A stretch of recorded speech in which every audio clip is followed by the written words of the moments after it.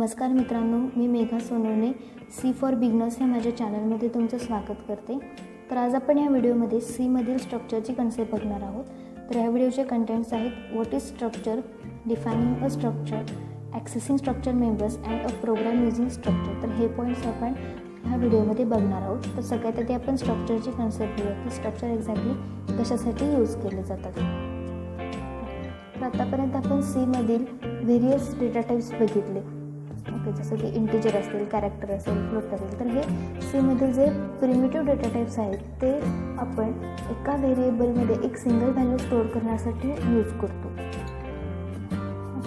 त्याचबरोबर सीमध्ये ॲरे हा सुद्धा एक डिराइव्ड डेटा टाईप आपण यूज करू शकतो. ॲरेमध्ये आपण मल्टिपल एलिमेंट स्टोअर करू शकतो की ज्यांचा डेटा टाईप हा सेम आहे. म्हणजे सेम डेटा टाईप असलेले मल्टिपल एलिमेंट्स आपण ॲरेमध्ये स्टोअर करू शकतो. पण ॲरे यूज करताना एक लिमिटेशन येतं की ॲरेमध्ये आपण मल्टिपल एलिमेंट जरी स्टोअर करू शकत असलो तरी त्या सगळ्या एलिमेंट्सचा जो डेटा टाईप आहे तो सेमच लागतो. म्हणजे सपोज जर आपण एखादा ॲरे हा इंटिजरचा डिक्लेअर केला असेल तर त्यामध्ये आपण फक्त इंटिजर टाईपचे डेटा एलिमेंट स्टोअर करू शकतो. सपोज एखादा ॲरे जर आपण कॅरेक्टरचा डिक्लेअर केला तर त्यामध्ये फक्त आपण कॅरेक्टर व्हॅल्यू स्टोअर करू शकतो. तर हा ॲरेचा एक लिमिटेशन आहे.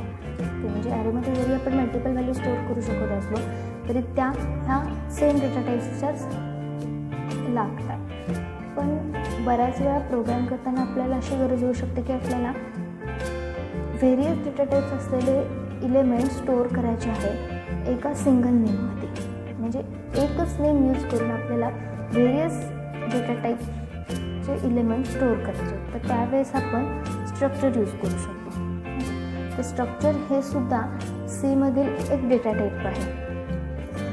तर स्ट्रक्चर हा सीमधील युजर डिफाईन्ड डेटा टाईप आहे की ज्यामध्ये आपण व्हेरियस डेटा टाईप्स असलेले एलिमेंट्स स्टोअर करू शकतो, कंबाईनली स्टोअर करू शकतो.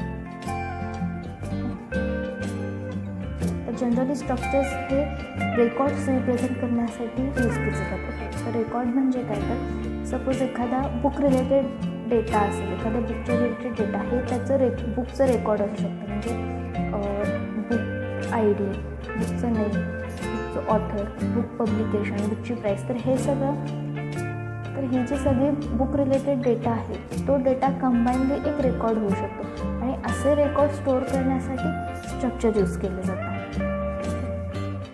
तर स्ट्रक्चर हा सीमधील युजर डिफाईन्ड डेटा टाईप आहे की ज्याच्यामध्ये आपण व्हेरियस डेटा टाईप्स असलेले एलिमेंट्स कंबाईनली म्हणजे एकत्रपणे स्टोअर करू शकतो. तर स्ट्रक्चरची ही डेफिनेशन आहे: structure is a small body which allows user to declare different variables of different data types and use them with the same name of the structure. म्हणजे स्ट्रक्चर ही अशी बॉडी किंवा अशी एंटिटी आहे की ज्यामध्ये आपण डिफरंट डेटा टाईप्स असलेले डिफरंट व्हेरिएबल्स स्टोअर करू शकतो आणि त्या सर्वांना स्ट्रक्चरचं नेम यूज करूनच ॲक्सेस करू शकतो. ओके, आता स्ट्रक्चर हे जनरली रेकॉर्ड स्टोअर करण्यासाठी यूज केले जातात. म्हणजे रेकॉर्ड म्हणजे काय, तर आपण त्यामध्ये टाईम डिटेल्ससुद्धा स्टोअर करू शकतो. म्हणजे टाईम डिटेल्स म्हणजे अवर्स, मिनिट्स आणि सेकंड. तर हे तिन्ही एकत्र आपण एका स्ट्रक्चरमध्ये स्टोअर करून ते ॲज अ टाईम ह्या नेमने रेकग्नाईज किंवा ॲक्सेस करू शकतो. सपोज स्टुडंटचे डिटेल्स असतील, म्हणजे स्टुडंटचे डिटेल्स म्हणजे रोल नंबर, नेम, मार्क्स. तर हे स्टुडंटचे जे व्हेरियस डिटेल्स आहेत, म्हणजे रोल नंबर हा इंटिजर टाईपचा आहे, नेम हे कॅरेक्टर किंवा स्ट्रिंग असते आणि मार्क्स हे फ्लोट असेल किंवा इंटिजर असतील. तर हे सगळे वेगवेगळे डेटा टाईप्स असलेले जे व्हेरिएबल्स आहेत हे सगळे एकत्र आपण स्ट्रक्चरमध्ये एकत्र स्टोअर करू शकतो. तर असा स्ट्रक्चरचा यूज असतो की व्हेरियस डेटा टाईप्स असलेले एलिमेंट्स जर कंबाईनली स्टोअर करायचे असतील आणि ते एक सिंगल नेम यूज करूनच जर आपल्याला ॲक्सेस करायचे असतील तर त्याला आपण स्ट्रक्चर यूज करू शकतो. मग आता आपण नेक्स्ट पॉईंट आहे की स्ट्रक्चर डिफाईन कसं करायचं. तर स्ट्रक्चर डिफाईन करण्यासाठी आपल्याला स्ट्रक्ट स्टेटमेंट यूज करावं लागतं. म्हणजे जर आपल्याला स्ट्रक्चर एखादं डिक्लेअर करायचं असेल तर त्यावेळेस आपण स्ट्रक्ट कीवर्ड हे स्ट्रक्ट स्टेटमेंट यूज करू शकतो. तर ॲक्च्युली स्ट्रक्चर हे डेटा टाईपच आहे, त्यामुळे स्ट्रक्ट हा त्याचा कीवर्ड आहे की जो कीवर्ड स्ट्रक्चर टाईपचा डेटा टाईप क्रिएट करतो. ओके, मग त्याचा सिंटॅक्स असं आहे. Structure tag, data type member 1, data type member 2 up to member n, म्हणजे जितके एलिमेंट्स किंवा जितके मेंबर्स आपल्याला स्ट्रक्चरमध्ये इन्क्लूड करायचे तितके आपण इन्क्लूड करू शकतो. आणि त्यानंतर आपण स्ट्रक्चर व्हेरिएबल्ससुद्धा असाइन करू शकतो. तर ह्या सिंटॅक्समध्ये स्ट्रक्ट हा कीवर्ड आहे की जो स्ट्रक्चर टाईपचा डेटा एलिमेंट क्रिएट करण्यासाठी यूज केला जातो. स्ट्रक्ट टॅग हे स्ट्रक्चरचं नेम असतं, जे आपण म्हणजे जसं आपण एखाद्या व्हेरिएबलला नेम देतो तसंच आपल्याला स्ट्रक्चरलासुद्धा नेम द्यावं लागतं. तर हे स्ट्रक्ट टॅग म्हणजे हे स्ट्रक्चरचं नेम असतं. स्ट्रक्चरमधील जे मेंबर्स आहेत ते कर्ली ब्रॅकेट्समध्ये इन्क्लूड केलेले असतात आणि त्या मेंबर्सचा डेटा टाईप आणि त्या व्हेरिएबलचा नेम इथे आपल्याला स्पेसिफाय करावं लागतं. आणि स्ट्रक्चर प्रत्येक स्ट्रक्चर हे सेमिकॉलनने टर्मिनेट झाले पाहिजे, हाच त्याचा सिंटॅक्स आहे.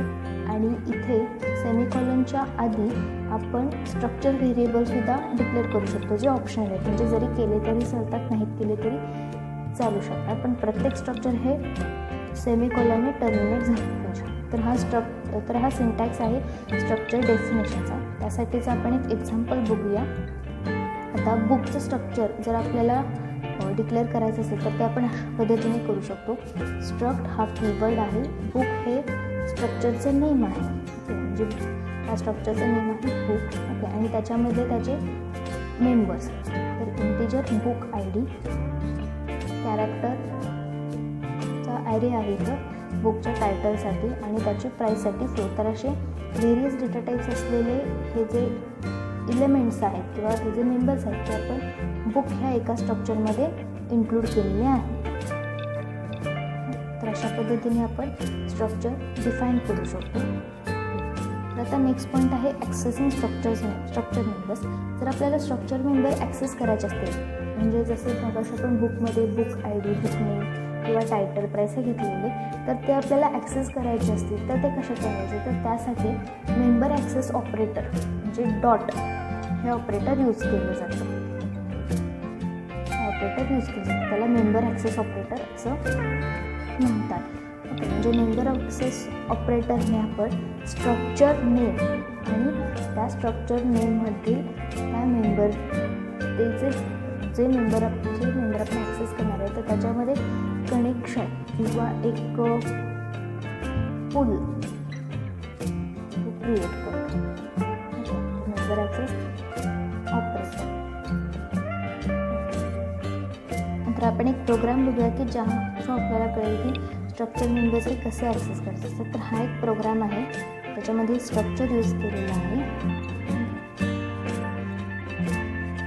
तर इथे 2 व्हेरिएबल्स घेतलेले आहेत, तीन व्हेरिएबल्स घेतलेले आहेत, ॲव्हरेज, टोटल आणि आय नावाचे व्हेरिएबल घेतलेले आहे. आणि इथे स्ट्रक्चर डिक्लेअर केलेलं आहे किंवा डिफाईन केलेलं आहे की ज्यामध्ये स्टुडंट हे स्ट्रक्चरचं नेम आहे आणि त्याच्यामध्ये रोल नंबर, नेम आणि मार्क्स असे 3 डेटा मेंबर्स आपण स्ट्रक्चरचे घेतलेले आहेत. तर नेममध्ये आपण ॲरे घेतलेला आहे आणि मार्क्सचा सुद्धा आपण ॲरे घेतलेला आहे. ओके, आणि इथे स्ट्रक्चर व्हेरिएबल इथे आपण क्रिएट केलेला आहे, ज्याचं नेम दिलेलं आहे S1. ओके, म्हणजे हा जो डेटा टाईप इथे क्रिएट झालेला आहे त्या डेटा टाईपच्या व्हेरिएबल्स नेम आपण S1 असे इथे घेतलेलं आहे. ओके, त्यानंतर इथे तर ज्यावेळेला हे स्टुडंट स्ट्रक्चरचा कोड हा एक्झिक्यूट होईल त्यावेळेला मेमरीमध्ये त्याला अशी स्पेस क्रिएट होईल. म्हणजे मेमरीमध्ये कुठेतरी 2 बाईटचा एक ब्लॉक क्रिएट होईल आणि त्याला S1 डॉट रोल नंबर असं नेम असाइन होईल. त्यानंतर नेम किंवा 5 कॅरेक्टरचा ॲरे क्रिएट होईल आणि त्याला नेम असेल S1 dot name of 0 up to S1 dot name of 4. आणि मार्क्ससाठी सुद्धा इथे 2 एलिमेंट्सचा ॲरे क्रिएट होईल की ज्याला नेम असेल S1 डॉट मार्क ऑफ 0 आणि S1 dot marks of 1. Okay, तर इथे S1 हे का आलं कारण ह्या ॲरेचं नेम S1 असल्यामुळे इथे प्रत्येकाला S1 आणि त्यापैकी कुठला मेंबर इथे स्टोअर करणार आहे त्याचे ते मेंबरचं डेट म्हणजे S1 dot roll number, S1 dot name, S1 dot marks हे अशा मेमरीमध्ये त्याला स्पेस क्रिएट करेल. त्यानंतर हा message display enter roll number and name of student. तर युजर जो काही रोल नंबर आणि नेम एंटर करेल ते इथे address of S1 dot roll number म्हणजे S1 ह्या व्हेरिएबलच्या रोल नंबरला म्हणजे मेमरीमध्ये S1 डॉट रोल नंबरला ती व्हॅल्यू स्टोअर केली जाईल. जे काही नेम एंटर करेल ते S1 डॉट नेम ह्या ॲरेला स्टोअर केली जाईल. ओके. आणि त्यानंतर एंटर मार्क्स ऑफ 2 सब्जेक्ट म्हणजे इथे आपण 2 सब्जेक्टचे मार्क्स एंटर किंवा 2 मार्क्स इथे आपण एंटर करून घेणार आहोत 2 वेरियस सब्जेक्टचे. तर त्यासाठी ते पण फॉर लूप यूज केलेला आहे. For i is equal to 0 i is less than 2 कारण हा 2 एलिमेंटचाच ॲरे आहे I++ आणि इथे स्कॅन करून घेतलेला आहे S1 dot marks of I म्हणजे सगळ्यात आधी जे मार्क्स एंटर करेल ते मार्क्स ऑफ 0ला जातील, नंतर जे करतील ते मार्क्स ऑफ 1ला आणि सायमल्टेनियसली इथे त्या 2 मार्क्सची टोटलसुद्धा इथे कॅल्क्युलेट केलेली आहे.